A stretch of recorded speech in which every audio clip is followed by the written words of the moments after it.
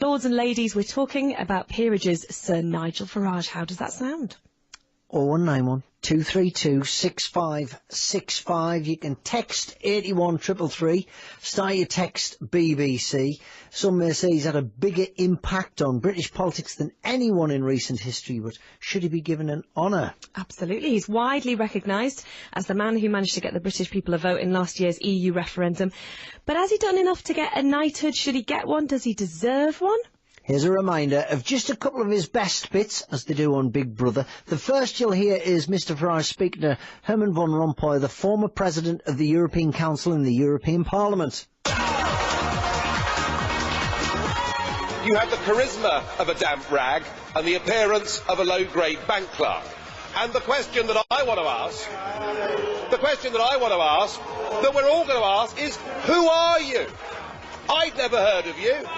Nobody in Europe had ever heard of you. I would like to ask you, President, who voted for you?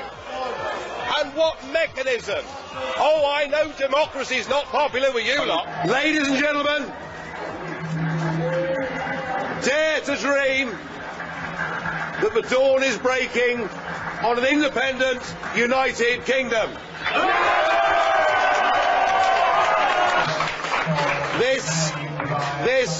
If the predictions now are right, this will be a victory for real people, a victory for ordinary people, a victory for decent people. Isn't it funny? You know, when I came here 17 years ago, and I said that I wanted to lead a campaign to get Britain to leave the European Union, you all laughed at me. Well, I have to say, you're not laughing now, are you? And the reason you're so upset, the reason you're so angry, has been perfectly clear from all the angry exchanges this morning. You, as a political project, are in denial. To vote for Nigel to be made a Sir, call 08088888. Nigel's been called to the diary room. Just a selection of Nigel Farage's best bits there, you might call them, as well as having a go at the former President of the European Council. You could also hear him on the morning of Brexit, of course, last June, and his first speech back in the European Parliament after the referendum, taking them on with relish. OK. Let's go to the phones, 0191 232 6565. Yeah, let's speak to Mark Llewellyn-Slade, an honours expert and the CEO of Awards Intelligence. Good morning, Mark. Morning, folks. Does he deserve a knighthood? Does Sir Nigel sound good to you? It sounds brilliant to me, I have to say. He's like Marmite, isn't he? You either love him or loathe him, and whether you like him or not, the fact is he's played a key role in shaping all our futures. He's a campaigner, and by definition, campaigners are opinionated and outspoken. Do we know, though? Because do we know? You said the word yourself, futures. Nobody knows. Half the country and half the commentators and media are saying we're going to fall off a cliff, it's Armageddon, and they're still saying that. And everybody else is saying it's all fine, it's all way better than it was. So does he deserve that? Yeah, well, it was, what, a 52-48 split. So, yeah, it was pretty close at the end of the day.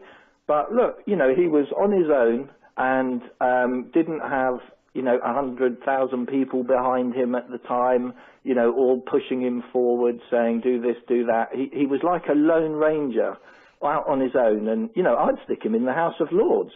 He'd be great there.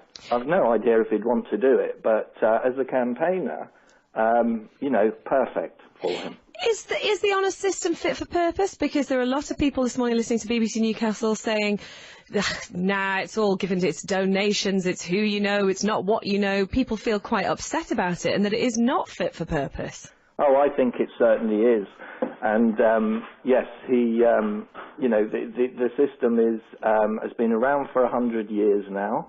And the vast majority of people who get honours, that's over 80%, are what I call extraordinary, ordinary people doing great work in the community and for charity, or they're outstanding doctors, lawyers, entrepreneurs and that kind of thing. But we tend to focus on those in the public eye, like Nigel Farage and David Beckham recently, and of course Sir Philip Green over the last day or two.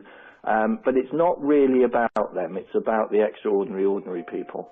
Although you don't seem to hear from many ordinary people who become a lord or a lady or a sir, do you? There are MBEs and OBEs, but the lords and the ladies thing doesn't seem to happen to ordinary people very often. Well, the level of honour is driven primarily by the geographical spread of the person's influence.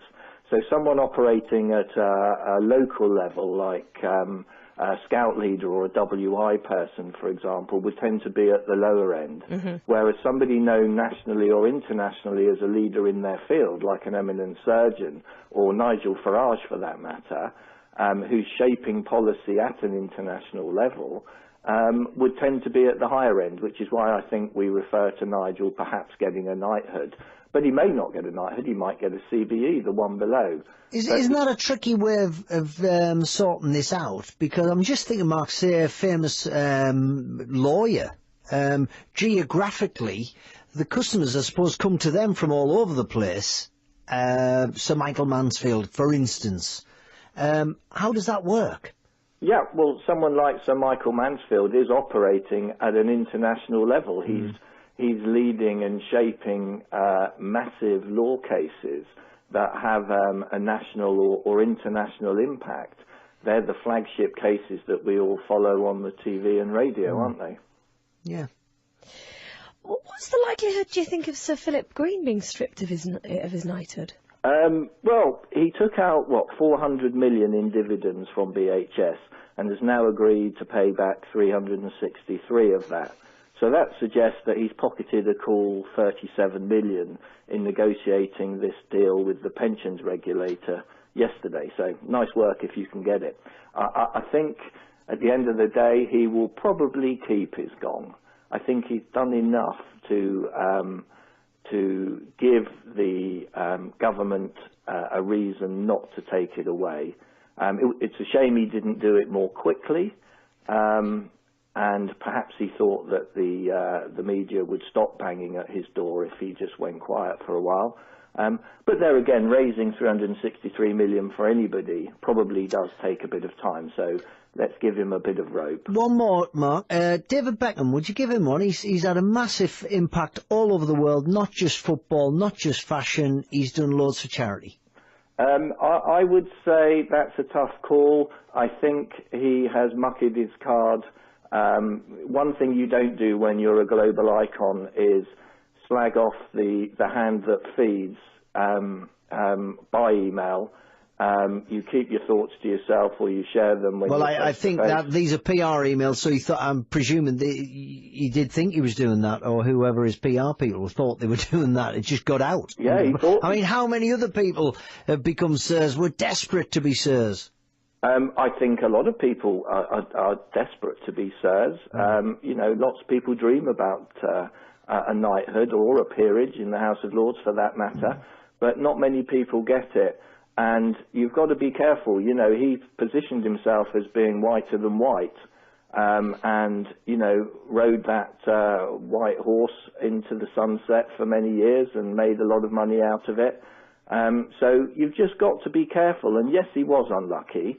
But, first rule of PR perhaps is don't share your thoughts on paper in that way, especially when you're slagging off the people who make the decisions about